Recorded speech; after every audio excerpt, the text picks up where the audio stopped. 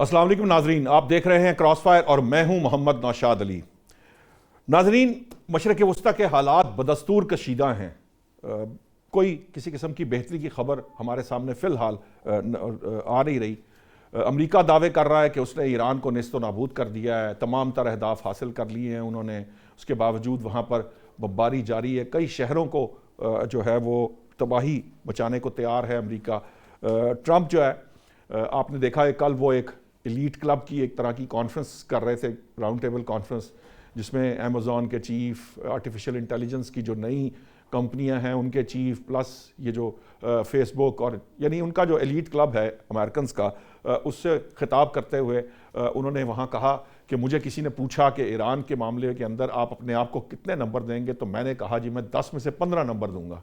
तो वो भरपूर तरीके से अपनी जो मामलात हैं उनको प्रेजेंट कर रहे हैं दुनिया के सामने। उन्होंने एक बार फिर वही बातें दोहराई हैं कि उन्होंने ईरान पर हमला इसलिए किया कि अगर वो ईरान पर हमला ना करते तो ईरान जो है वो अमेरिका पर हमलावर हो जाता। आई डोंट नो कि वो हमला जो है वो किस तरह का होता, जिसके बारे में वो कोई शवाहिद और सबूत जो है ना वो कांग्रेस के सामने रख सके हैं, ना पेंटागन के सामने रख सके हैं, और ना ही अपने इत्तेहादी ममालिक के सामने रख सके हैं, क्योंकि यूरोपियन जो कंट्रीज़ हैं वो इस पर आवाज़ भी उठा रहे हैं और बात भी कर रहे हैं। रिपोर्ट्स भी सामने आ रही हैं, MI6 की रिपोर्ट भी सामने आई कि किसी किस्म का कोई ख़तरा ईरान की तरफ से कहीं पर नज़र नहीं आ रहा था। जो एटमी टेक्नोलॉजी है उसके मुतल्लिक भी हम जानते हैं कि इराक़ के ऊपर भी WMDs, weapon of mass destruction की बात की गई थी। मिले वो कहीं से नहीं थे, उसके बावजूद इराक़ को तहोबाला करके रख दिया, और मकसद उसके पीछे सिर्फ वही था, और वो था तेल, जिसे ब्लैक गोल्ड भी कहते हैं। और ये तेल के लिए वेनेजुएला के सदर को भी उनके अपने मुल्क से उठाकर US ले जाया गया। उसी तरह से अब ये बात भी की जा रही है कि ये जो एटमी मुज़ाकरात हैं, दरअसल इसके पीछे कहीं ना कहीं जो अमरीकी कंपनियां हैं उनको ईरान के तेल में हिस्सा देने के मामलात भी आ रहे थे। मैंने जो ये राउंड टेबल थी इसका आपको रेफरेंस इसलिए दिया है क्योंकि ये एक्चुअली थी आर्टिफिशियल इंटेलिजेंस के लिए जो तवानाई की ज़रूरियात अमेरिका को हैं उसको पूरा करने के लिए। और वो जिस किस्म का वहाँ पर मैंने जो पूरी तकरीर सुनी और जो बातें सुनी तमाम तर उन चीफ एग्जीक्यूटिव साहिबान की जो इन कंपनियों के मालिक हैं और जो actually United states of America का एलीट क्लब है, वो जो बातें कर रहे थे उससे वाज़े हो रहा था कि US जो है इस वक्त रेयर अर्थ मिनरल्स और तवानाई की ज़रूरियात पूरी करने के लिए ऑयल दुनिया भर के जो भी जहाँ पर जिसके पास भी ऑयल है वो उसको अपनी मर्ज़ी के तहत मातहत लाने और अपनी मर्ज़ी से इस्तेमाल करने के लिए ये सारी तगोदो कर रहा है। क्या ईरान जंग जो थी उसके पीछे भी सिर्फ तेल का ही मामला है? क्योंकि हम ये देख रहे हैं कि जैसे जैसे वक्त गुजर रहा है, जो आपकी यूक्रेन और रशिया वार के बाद जो कमोडिटीज़ की कीमत बढ़ी थी, जो दुनिया में इन्फ्लेशन हुई थी, वो एक बार फिर अब एक नई सतह को छू सकती है।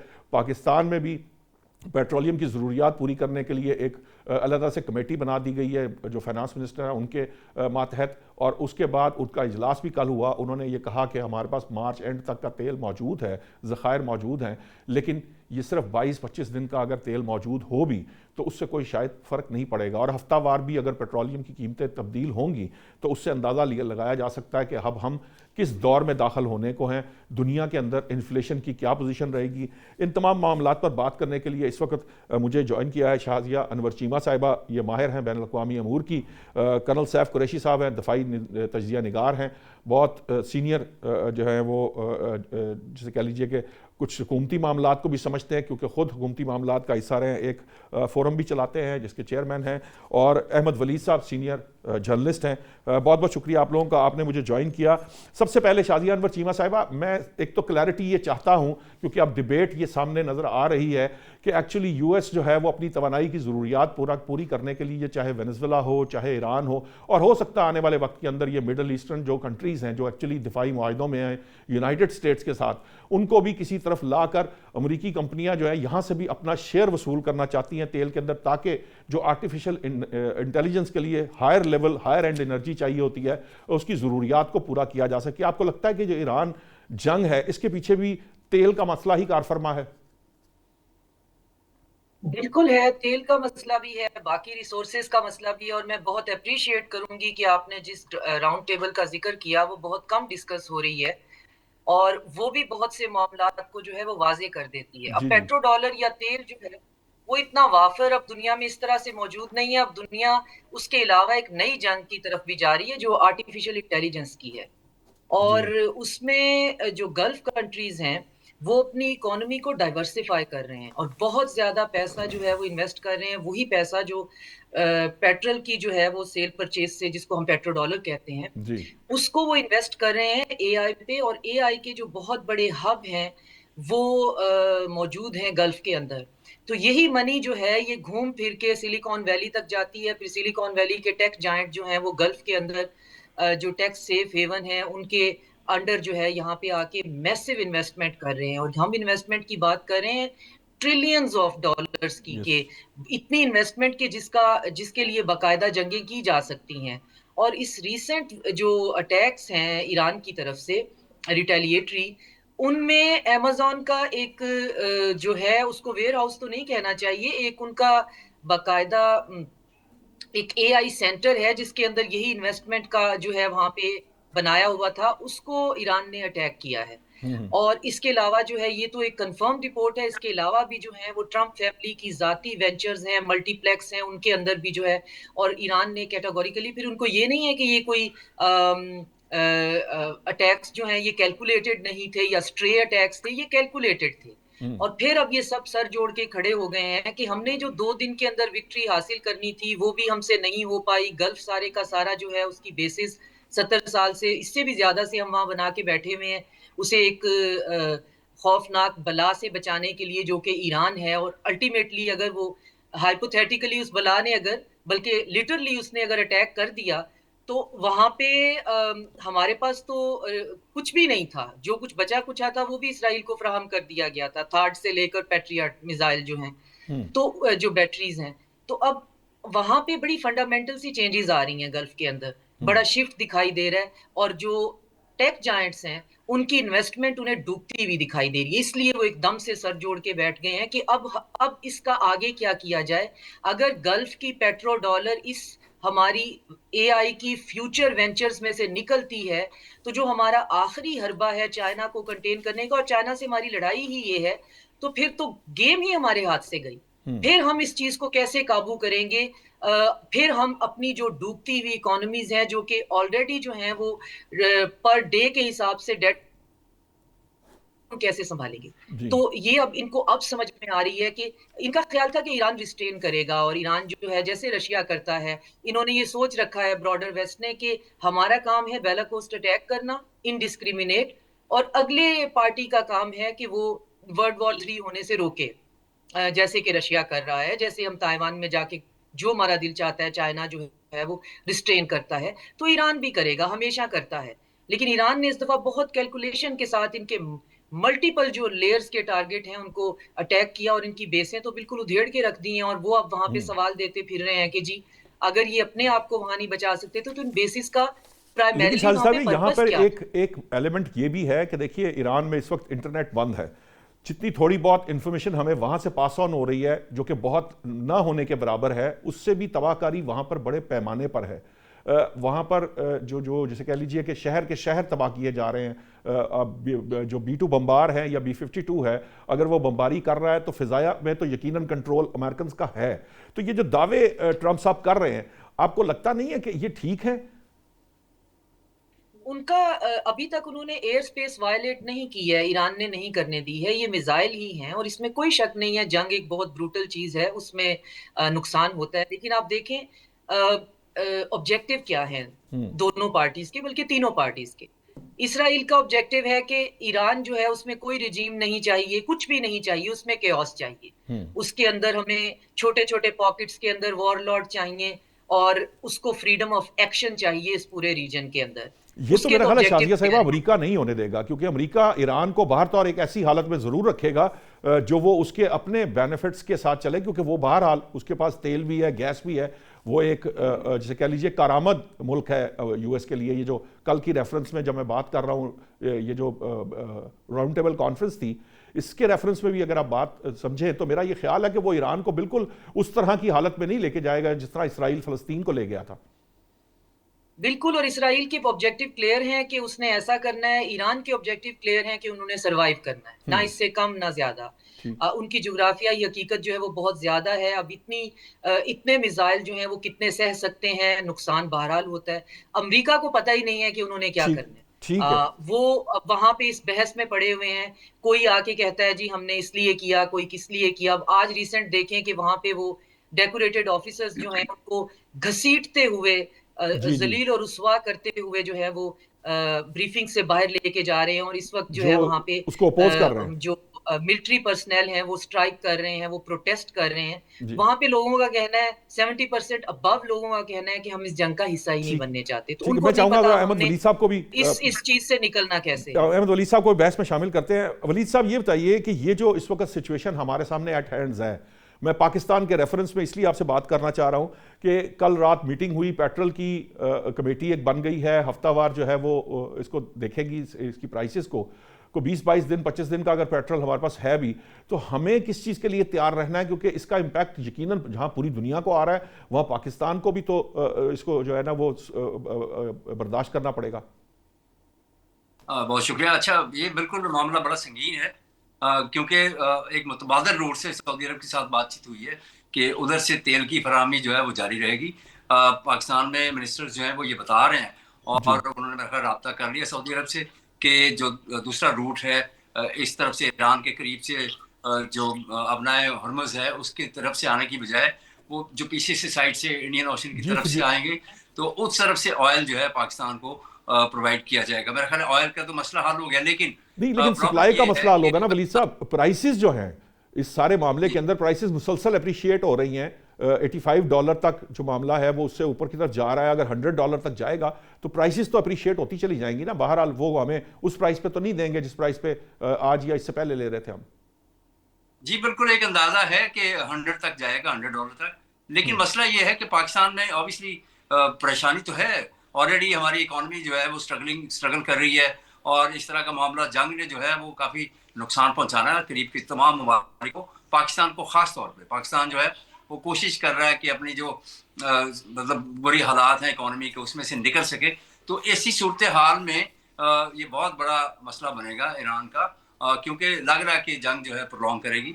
ऑल्दो के वो चाह रहे हैं, अमरीकी जो है कहते हैं कि नहीं हम 1 महीना या उससे पहले पहले मसला हल कर लेंगे, लेकिन ऐसी सूरत नजर नहीं आ रही जिस तरह से लग रहा है कि ये प्रोलॉन्ग करेगी। और ईरान जो है वो भी डटा हुआ है और वो नहीं चाहते कि किसी तरह की बातचीत, क्योंकि लेकिन दोनों वलीद मुल्कों ने साहब, बातचीत ईरान से की इनकार तरफ से कर दिया है। हमलों में खासी तो कमी नहीं आपको आई पाकिस्तान इज नजर इन आती? डीप ट्रबल, क्योंकि एक उसके हमसाये में अफगानिस्तान में जंग लगी हुई है, पाकिस्तान उसको कोप कर रहा है, दूसरी तरफ ईरान जो है वो सामने आ गया है। ईरान के बाद फिर आप देखें ना, जब ईरान ने जो खलीजी ममालिक हैं वहाँ पे जो अड्डे हैं अमरीकी, वहाँ पे बमबारी की है, कुछ इधर उधर भी बम उन्होंने फेंके हैं। लेकिन ये कि ऑब्वियसली एहतजाज कर रहे हैं, यूएई खास तौर पर उन्होंने, उनका एम्बेसडर जो है उसको मुल्क बदर कर दिया कि वो उसको वापस भेज दिया है। सऊदी अरब जो है वो सख्त एहतजाज कर रहा है कि हमारी तरफ आप क्यों फेंक रहे। और पाकिस्तान ने ईरान को डिप्लोमेटिकली बताया है कि हमारा सऊदी अरब के साथ मुआहदा है कि अगर सऊदी अरब के ऊपर अटैक होगा तो वो पाकिस्तान के ऊपर अटैक है। ये बड़ी गंभीर किस्म की सिचुएशन है। ऐसी सिचुएशन में पाकिस्तान को बड़ा टैक्टफुली चलना पड़ेगा। पाकिस्तान को देखना होगा कि ईरान के साथ हमारे ताल्लुकात हैं पुराने, हमारा हमसाया है, और सऊदी अरब जो है वो हमारा बिल्कुल बेहतरीन दोस्त है। तो हमने कैसे इस सिचुएशन से निकलना है, इसको कैसे हैंडल करना है। मेरा ख्याल है अब तक ये पाकिस्तान की जो सफारतकारी और पाकिस्तान की जो स्ट्रेटजी है वो कामयाब नजर आ रही है। वो मेरा ख्याल है कि ऐसा लगता है कि पाकिस्तान जो दोनों तरफ से ऐसी सिचुएशन में नहीं जाना चाह रहा कि जहाँ पे एक मुल्क है कि जी आप उनकी साइड ले रहे हैं, या दूसरा मुल्क है जी आप उनकी साइड ले रहे हैं। तो मेरा ख्याल है कि सफारतकारी के मामले तक पाकिस्तान जो है वो हेल्प भी कर रहा है, निगोशिएशंस के लिए ऑफर भी करा रहा है। तो शायद कोई ऐसा रास्ता निकल आए कि पाकिस्तान भी जो है जंग खत्म हो, पाकिस्तान के मसले हल हो, लेकिन Pakistan will be in deep trouble until the war ends। मतलब ये बड़ा मसला है पाकिस्तान के लिए, और जितनी प्रलॉन्ग होगी उतनी ही सारे मफादात अपने देखना पड़ेगा। अगर प्रलॉन्ग होती है जंग तो फिर प्रॉब्लम क्रिएट हो जाएगी। मैं कर्नल साहब आपको शामिल करता हूं। मैं जो अब जरा चूंकि आपका मिलिट्री बैकग्राउंड है, मैं चीज़ों को जरा और पर्सपेक्टिव से देखना चाहता हूं। ये जो एक बात कही जा रही है, देखें हमें ईरान से खबर उस तरह नहीं आ रही, हमें तेल अवीव की जो जैसे कह लीजिए कि बर्बादी की खबरें ज़रूर मिल रही हैं, लेकिन ईरान के अंदर जो कुछ हो रहा है वो हमें नहीं मिल रहा। ایران کے اندر جو ریزسٹنس پار ہے وہ ہمیں پتہ ہے کہ ایران عراق جنگ بہت عرصہ چلی ہے، وہ ان میں یہ ریزیلینس موجود ہے. پھر وہ ابھی جو ایک بات کہی گئی کہ ابھی تو ہم نے اسکریپ نکالا ہے، ابھی تو ہم نے اپنے دیگر جو جسے کہتے ہیں جدید ویپنز ہیں ان کا استعمال شروع نہیں کیا، اور جتنا اس نے اسپریڈ دے دیا ہے اس پورے مڈل ایسٹ کے اندر اس سارے معاملے کو. آپ کو لگتا ہے کہ ایران اس معاملے کو سنبھال پائے گا؟ ایک بات. دوسری بات یہ کہ یونائٹڈ اسٹیٹس جو ہے وہ اس وقت مجھے تو ان کی باڈی لینگویج جو ہے وہ کلیئرلی نظر آ رہی ہے کہ وہ خاصے پریشان ہیں، یا وہ اپنے وہ اہداف حاصل نہیں کر سکے منہ سے، چاہے وہ جو بھی کہتے رہے. کیونکہ میں تو جب بھی ٹرمپ کوئی بات کہتے ہیں تو میں ہمیشہ اس کے اپوزٹ سوچنا شروع کرتا ہوں کہ یہ جو کہہ رہے ہیں اب اس کے اپوزٹ کیا معاملہ ہوگا، اس طرف سوچنا چاہیے کہ اس کے اندر کیا پلس مائنس کر کے آپ کسی نتیجے پہ پہنچ سکتے ہیں. تو یہ جو سچویشن اس وقت ایٹ ہینڈ ہمارے پاس ہے، اس کے اندر آپ کو لگتا ہے کہ جو ایران ہے یہ جو پرولونگ کرنے کی بھی بات ہے، کیا پرولونگ کر بھی پائے گا ایران، یا وہ فلسطین والے طرف چل سکتے ہیں؟ کیونکہ اسرائیل جو ہے وہ مسلسل اپنا کام کیے چلا جائے گا، اس کی تو کوشش یہ ہے کہ اس کو وہ بالکل فلسطین کی طرح اس کی حالت کر دے ایران کی. جی بسم اللہ الرحمن الرحیم. میں سمجھتا ہوں جی کہ ایران ایک سپیریئر اسٹریٹجی کے ساتھ چل رہا ہے فی الحال. جو ان کا خیال تھا کہ ایران کو 4 دن میں ہم لیڈرشپ کو شہید کر کے تو ٹیک اوور کر لیں گے، وہ تو ٹوٹلی فیل ہو گیا. یعنی رجیم چینج والا جو منصوبہ تھا وہ ایران میں ناکامیاب ہوا اور ناکامیاب ہونے کے کوئی بھی امکانات ہیں. اس کی 5000 سالہ ہسٹری میں ایرانی قوم سرنڈر کرنے والی نہیں ہے. آپس میں کتنے اختلافات ہوں، مگر جب آپ نے دیکھا ہے کہ انہوں نے شہادت نصیب کی ہے اور جب دیکھا ہے کہ بچیوں کے اسکول کے اوپر حملہ ہوا ہے، تو ساری قوم نہ صرف ایران میں بلکہ تمام مسلم امہ میں کندھے سے کندھا لگا کے کھڑی ہو گئی ہے ان کے ساتھ، اور ان کو کامیابیاں مل رہی ہیں. میں آپ کو عرض کروں کہ ایران جس کے پاس ایئر فورس نہیں ہے جی نہ ہونے کے برابر ہے، اس کا سروائیو کرنا، جبکہ دوسری طرف سے 200 سپیریئر جیٹ لیٹسٹ ٹیکنالوجی والے دھڑا دھڑ آ رہے ہیں. وہ تو امریکہ کہہ رہا ہے ہم نے تو فضائی معاملہ ان کا تو فضائیہ ختم کر دیا، نیوی بھی ختم کر دیا. یہ ایک اور معاملہ بھی ہے جو انڈیا سے آتا ہوا جو شپ وہ جو خالی ہوتا ہے، کہتے ہیں کہ جب آپ جاتے ہیں کسی مشقوں میں واپس آتے ہیں تو آپ کے پاس ویپنز نہیں ہوتے، اس کو ڈبو کے تو جو یو ایس ہے وہ چھلانگے مار رہا ہے کہ وہ بھی. دیکھیے اگر یو ایس نے کوئی کامیابی حاصل کی ہوتی تو اس کو اس قسم کی شرمندگی اپنے ماتھے پہ نہیں لگانی تھی. ایک جہاز نہاتے لوگوں کا جہاز جس میں صرف ملاحوں کا، اور وہ ایکسرسائز کرنے انڈیا گیا ہوا ہے. انڈین ایکسرسائز پہ انوائٹڈ تھا، ان کی ذمہ داری تھی، سفارتی ذمہ داری تھی اس کی سیفٹی سیکیورٹی. اس جہاز کو ڈبو دینا جس میں 130 بندے ہوں. جتنی بھی حرکتیں ہو رہی ہیں امریکن اور اسرائیل کی طرف سے، ان میں بوکھلاہٹ کا ایلیمنٹ ہے جی. ان میں دیکھیے نا ان کی اسٹریٹجی کیا ہے، نیو ورلڈ آرڈر اور مسلم ورلڈ کیا ہے.